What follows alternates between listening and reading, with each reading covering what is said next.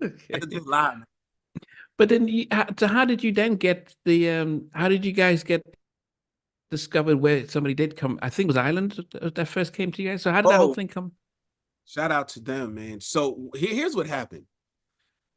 Go back to the church. There was one of the guys who my dad hired was a man by the name of Ashley Davis. Ashley had a little brother named Adrian Davis who had a gospel singing career. But Ashley Davis was one of my father's musicians, and Mm.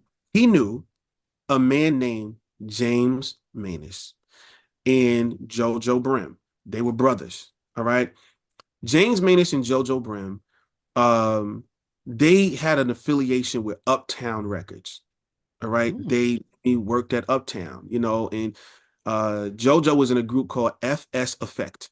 And they had a song called I Want to Be Your Lover, where little known fact, there's a group called S Effect. And they're a rap group. They had a song featuring Christopher Williams called I Want to Be Your Lover. And JoJo and Casey are singing the background vocals. The ad libs are Christopher Williams, and the rap group is called FS Effect. Wow. Uh, Hollywood D was one of the lead rappers in that. His name is JoJo Brim. And we met those guys. And they also happen to be family with Albie Shore as well. They all from Mount Vernon. All right. Okay. Okay. From Mount Vernon. So we came into the business through some Mount Vernon cats. So I always have love for Mount Vernon to this very day. And they happen to hear our songs because we were writing the songs ourselves. We were writing them, and I Wow. was, and Quint was doing some production as well. And they heard us, and they wanted to shop us. They took us to a label at the time called Polydor Yeah. Yeah. Records. Polydor. Yeah. Polydor had an A&R by the name of Leotis Clyburn, who is my manager right now. Okay. Wow. Leotis Clyburn, I was in the eighth grade when I met Leotis, and he was the A&R. We got signed to Polydor, which was a part of Polygram. In Mm. the middle of that album, Polydor and Island either merged or Yeah. Island bought Polydor out, or something happened with that. And so we ended up on Island. That's the connect. Okay. Yeah. So there's a lot of mergers and stuff and happening in that time. So if this so, but this I guess slowly going back, what was your dad saying when he was like, you guys actually trying to pursue a record deal and stuff? Yo, man, shout out to my dad. My father practically was like our manager Oh, so he because was fine with it. oh man, Okay. like my father, as I said, my father's favorite singers is Donny Hathaway and Stevie Wonder. My father loves Luther Vandross. My dad, we always grew up on. See, my father looked at it like this. He would put it like this. He would say, "I don't have a problem with you singing secular music." He said because oftentimes a person will turn to their woman and say, "I love you," and everybody would say, "Oh, that's beautiful." But the minute they put a melody with it, somebody has a problem with it. You know what I'm saying? Nothing Yeah. wrong with it. It's just you professing feelings through music. And Mm. so become an R&B singer, that's who you are. I'm sorry, when you become an R&B singer, that's what you do. A Yeah. man of God, that's who you are. So you don't Mm. have to leave who you are to do what you do. You know what I'm Yeah. saying? And so my father, I was a minor. So my father was like our manager. Like he literally, wherever we went, he went. He had to sign off on any and everything I did because Okay. Ladae kind of spanned eighth grade to 12th grade for me. Wow. Yeah. And having your dad there, how much did he know of the actual business elements of the publishing and recording rights?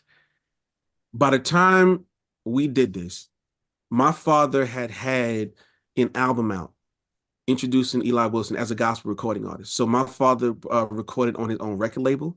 He had a publishing company Wow. um, dealt with all of that. So my dad had my father had a home studio in the 80s. That wasn't Wow. common in the, you know what I'm No. saying? Yeah. That's the environment I came from. I came from an environment where my father, everything that I've done in my life, he's done it first, Wow. you know? So he was very helpful to us. And I asked that because when I asked Dalvin, because their parents still record gospel music now, he said that dad could tell him everything about the studio, but when it came to the business and publishing, they had no idea. Yeah. And so that's why I was wondering, like Jodeci left Uptown because they realized they were so popular, but they had no money. For Yeah. yourself, you said you knew earlier. Well, let me now dig a little bit deeper into that. So I understood what publishing was.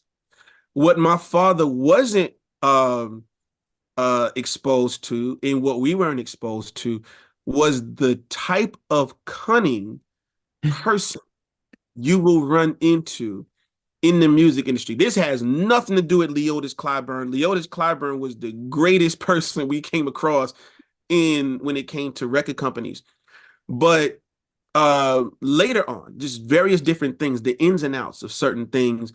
No, we didn't know about that. And you watch TV and you see movies and you see shady characters in the music.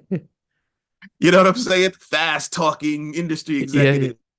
And yeah. we knew about that. Was that real? Who knows? We didn't go into it trusting everybody, but you look at a contract, man. I mean, the fine, the all these little points in the jargon, in the legalese, and some of the Wow. stuff that it's a lot. And then you take people in situations where it's like, man, I just want to sing.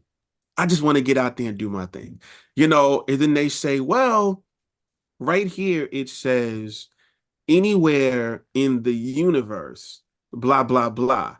So you say, well, who cares? And they're like, well, that means leave the planet and they still own. Yes. We're like, listen, we don't plan on leaving the planet anytime soon. Let's just get the studio and rock out. And that was those are some of the things that happened with a lot of us. We didn't understand, many of us, just how deep and how shrewd this language was. That we didn't know. You know what I'm saying? And in some Wow. instances, it explained to us, and we still are like, yeah, yeah, I get it. But listen, if it was good enough for Jodeci, it's good enough for us. You know what? I told you I interviewed Clyde McKnight. They got signed to Warner Brothers Country. So they were performing.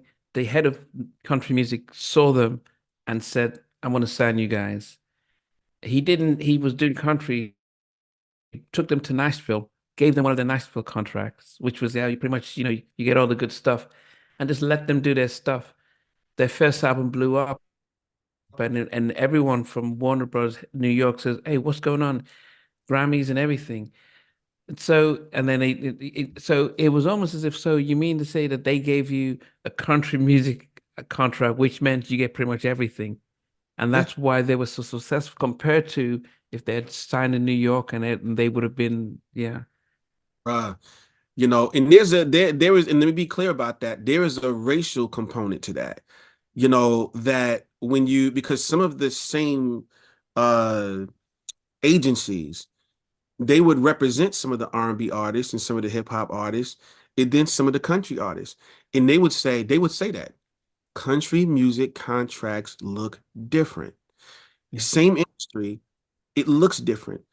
But in the end, we were getting the short end of the stick a lot. So if mm. you go into Nashville and you're getting a contract like you giving Nashville country singers, that's ideal.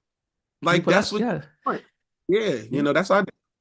Yeah, and so as I said, that was that's why they were able to get their publishing sorted and everything, and they didn't expect much. It was just a vanity product. The head of country just liked what he saw, he got touched by it, and said, "Let me just put you guys out." Yeah. I mean, maybe God was moving through the people who gave them those contracts because, like, I mean, and that's the thing that's interesting, man, because, you know, I've worked with, one of my plaques here. I don't know if you could, one of my plaques is Yeah, Yolanda Adams. I've worked with Yolanda Adams. Yolanda Adams is a hero of mine. I mean, she's so amazing. You know, Mm, worked with her, Jimmy and Terry, Jam and Lewis. We'll, get to that, I guess, later. yeah, yeah, But the gospel music industry, I've always admired, and I've always was moved by a lot of the music, and I always wondered later I wondered, what are their deals like? What are their record deals like? What is their publishing situations like? I did wonder that, so I didn't know that about Take Six. hey guys, thanks for watching. Thanks for being a part of Halftime Chat. Please remember to subscribe, share, and comment. But most importantly, why don't you become a member of Halftime Chat? We've got amazing videos, amazing perks, and being able to support the channel. But anyway, thanks for watching. Take care. I never participated in that